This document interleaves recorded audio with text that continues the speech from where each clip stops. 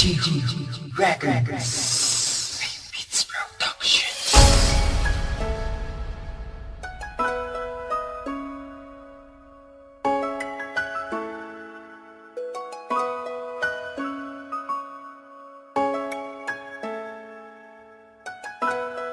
Dislow D Productions. Music with a heartbeat. Yes, music. Alam mo na naman ako ng aking kalungkutan. Ninitiis ko ang kirot kahit na di ko kagustuhan. Ang kasiyahan na tinulot mo ay di ko mahigitan. Dahil lupa ako samantalang ikaw naman ay kalangitan. Di na maabot, di na mabalik ang dati ko na kagalakan. Mula na maipadama ang lungkot na silalim ng karagatan. Tama na, Lilma, tama na ang kadramahan. Yan na lang ang nasabi ko na matapos ang pinagsamahan. Alam ko darating ng araw na iiwan mo ako. Yun na yung araw na sawang-sawa ka na sa tabi ko. Yung araw na makakahanap ka ng masigit pa sa'kin. Inis ako sa puso mo kahirap ng basahin. Makiusap ko sa'yo, sana pagtalikod mo huwag ka na sanang lilingon dahil baka makita mo pinakahuli-huli ang pagpatak ng luha ko. Ayoko na makita mo at kaawaan pa ako. Ang kapalaran sa'tin ay naging madaya. Dahil tayo'y pinaglayo sa isa't isa.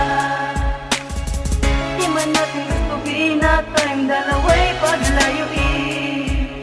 Walang magagawa kundi sundin.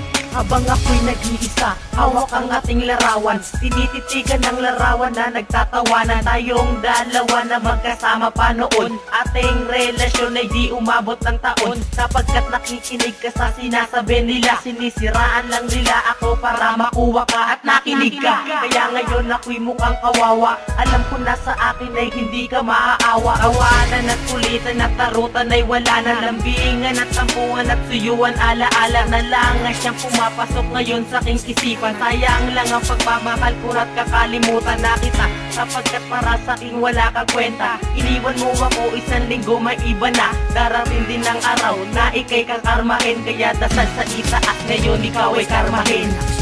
Ang kapalaran sa'tin ay naging madaya.